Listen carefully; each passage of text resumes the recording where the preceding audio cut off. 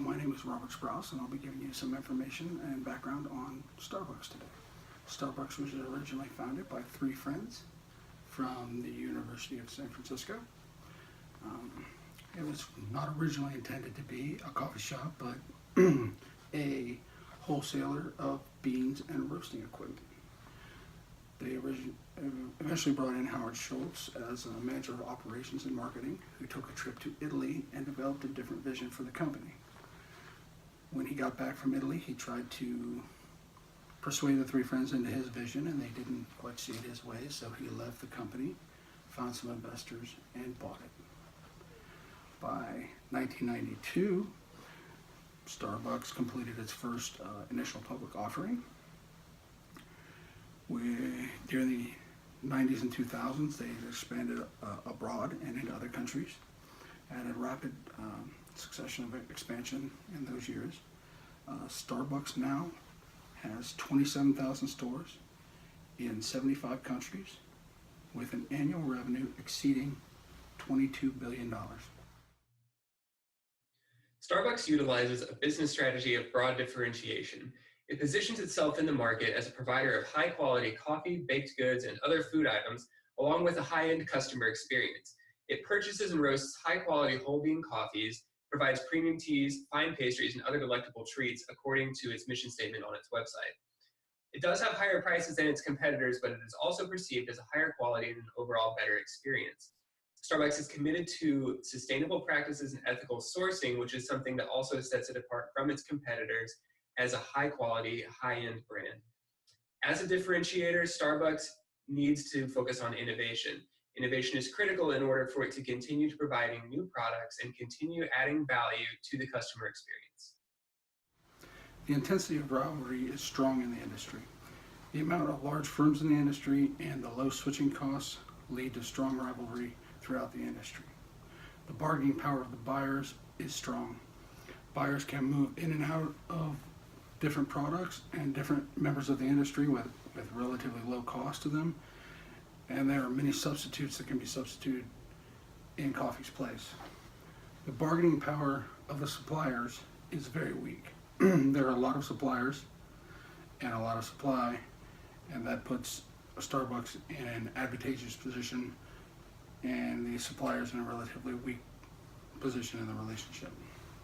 The threat of new entry is moderate, although it doesn't cost a lot to get into the industry, and the equipment and the beans and things to buy to get in to develop a reputation like Starbucks has is very expensive. So it's a moderate threat. The threats of substitute is very strong in the industry. There are a lot of substitutes, from soda to energy drinks to instant drinks to Mios to things like that. Many of them are cheaper than coffee itself. So the switching or the substitutions are strong in that industry. Starbucks is in the coffee and snack shop industry, and there are four main external forces that drive that industry. The first is consumer spending. Increases in consumer spending will increase spending at shops like Starbucks because consumers will have a larger amount of disposable income to spend on perceived luxury items that Starbucks carries. The second driving factor is the healthy eating index. Trends in consumers' healthy eating habits affect their preferences in where to get food and coffee, and as Starbucks continues to differentiate itself as a purveyor of high quality and healthy foods, consumers will be more likely to go to Starbucks. Conversely, if they were to provide more high saturated fat, high sugar baked goods, consumers will be less likely to get food at Starbucks. The third external factor is the per capita coffee consumption. This one's fairly self-explanatory. Starbucks is a coffee shop. As people drink more coffee per capita, Starbucks will see increased revenue and increased sales. The fourth external driver is the consumer confidence index. Higher consumer confidence leads to more spending on perceived luxury goods like coffee at Starbucks, especially when Starbucks considers itself a differentiator and a high-end brand. As consumer confidence goes down, consumers will be more likely to spend their coffee dollars on lower-priced competitors such as McDonald's and Dunkin' Donuts. I'll talk to you about key success factors in the coffee industry. Today we have technology, health consciousness, store design, and corporate social responsibility. Technology is important to stay involved in because you've got to know how your customers want to order your product and also how they want to use your facilities. If you come in, do they want Wi-Fi in their facility? Do they want the newest technology to be able to be utilized in your store? Health conscious Americans and a lot of other countries are becoming more and more health conscious about what they're eating, what they're consuming, and putting into their bodies. So as a store that sells food and beverage, you have to market to that aspect of the clientele. You have to offer these type of alternatives to be successful. Store design is also another important thing. How do your customers want to use your store? Do they want to be in and out as a quick service express type thing? Or do they want to sit and drink their coffee and read and talk? And maybe have a combination of both. Corporate social responsibility. Like health consciousness, corporate responsibility, people are becoming more and more in tune to how the companies they choose are treating their employees, treating the environment. So you have to, in some way, signal that your values align with them in order to make them feel better about purchasing their product or your product. In doing a SWOT analysis of Starbucks, we can see the company's strengths, weaknesses, opportunities, and threats in their marketplace. For their strengths, they have a very well-established brand leading in market capitalization in the industry. They have a strong global presence with strong Asia growth, especially in the China market. They have continuous innovation of new products that are constantly hitting the stores. Strong recent performance in the last 5 years gives Starbucks a strength and a strong base from which to operate. They also have a strong and robust customer loyalty program, including a very user-friendly customer app. For weaknesses, Starbucks does have higher prices than its primary competitors of Dunkin' Donuts and McDonald's. They are also very reliant on coffee suppliers and are very vulnerable to changes in coffee supplier price. Long lines and wait times are one of the chief complaints of customers in stores. Uneven international growth is also a weakness of Starbucks, as they have seen much stronger growth in the Asia and China market versus the Europe and Middle Eastern Asia market. Finally, for weaknesses, they are dependent on the American market where bulk of their stores are.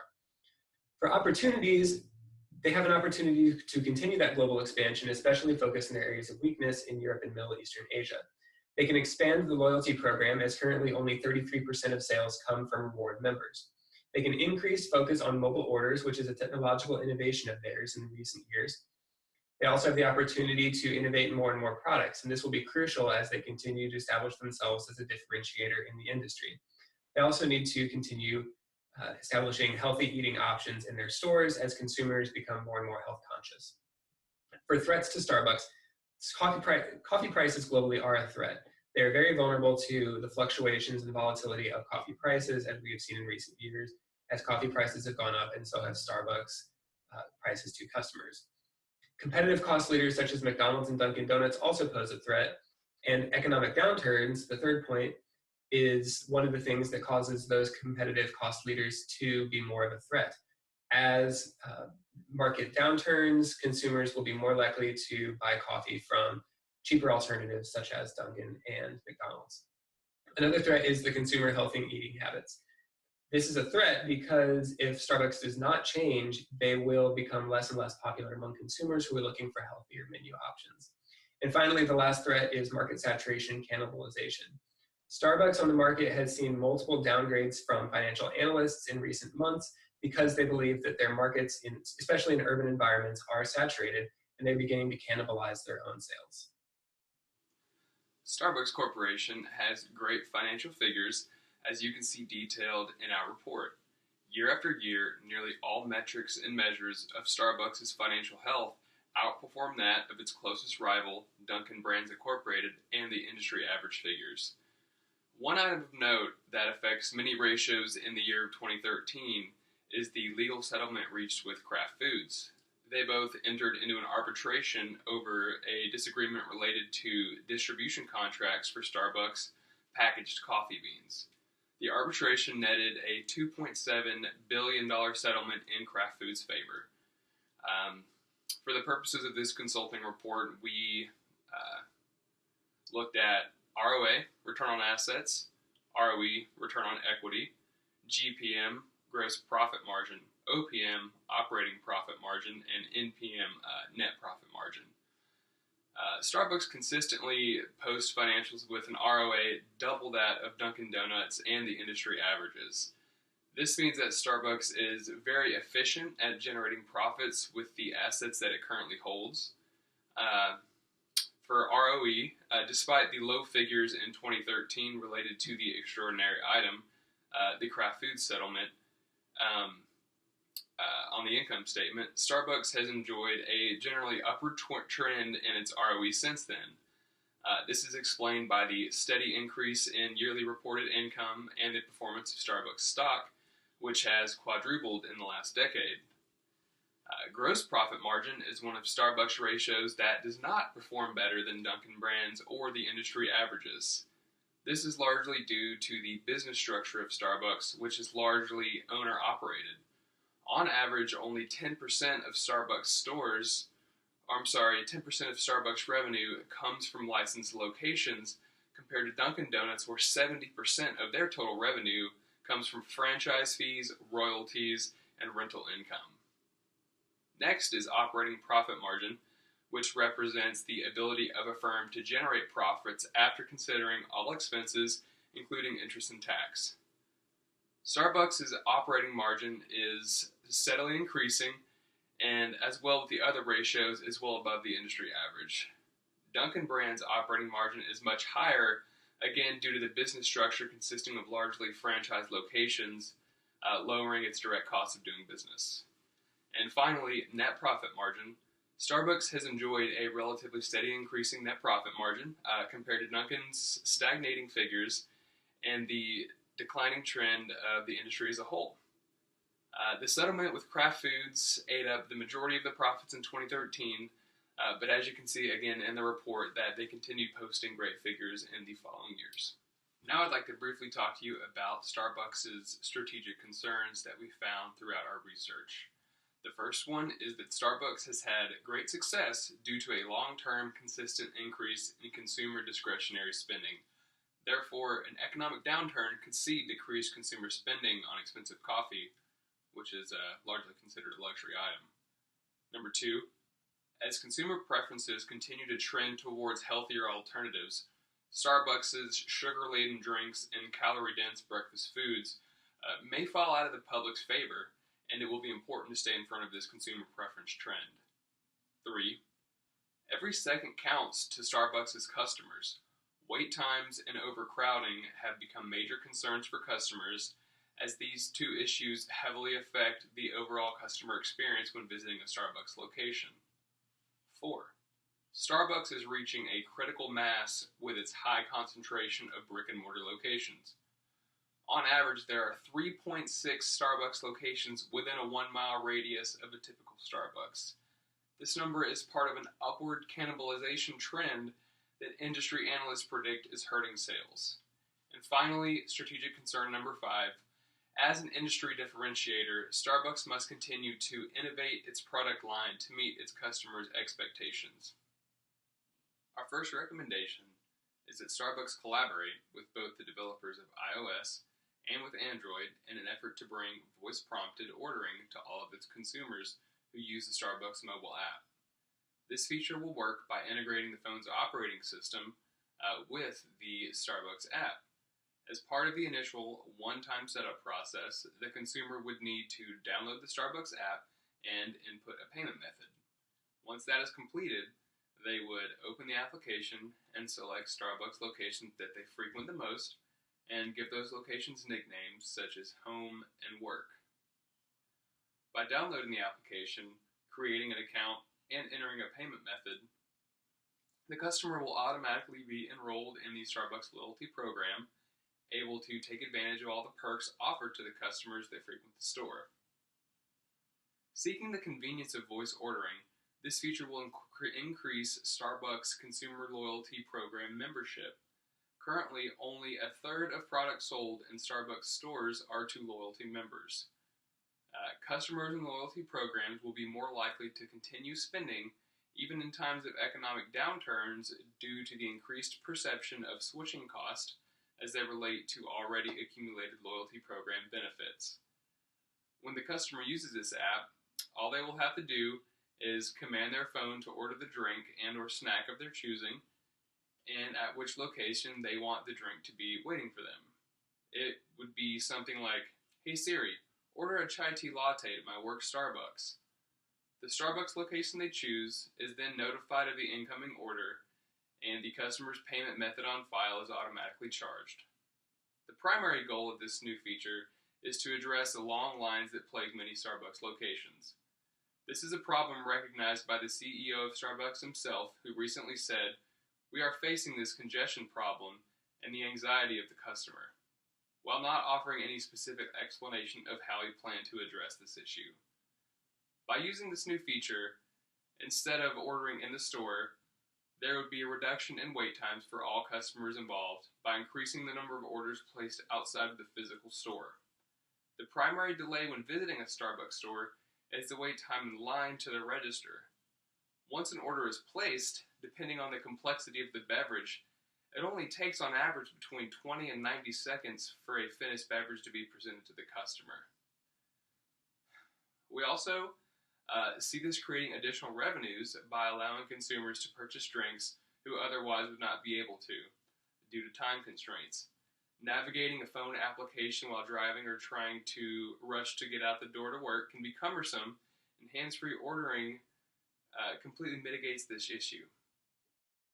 Our second recommendation for Starbucks is to create 2 or 3 specially paired menu items to go together to be sold in a limited release at their stores. Starbucks will use internal innovation pipelines to create these limited release drinks and baked goods that will be specifically crafted to pair together. In fact, the items will be sold on the menu together, signaling their artisan designed pairing. For example, Starbucks could create a special latte with a special croissant that go together on the menu. One cannot buy the latte without the croissant, and you cannot buy the croissant without the latte. These items will be created by the chief innovators of Starbucks to pair on their specific tasting notes, signaling to customers that they are truly at a high-end, high-value coffee house experience. The items will also be designed to be health conscious. Drinks will likely be fat-free or low-sugar baked goods.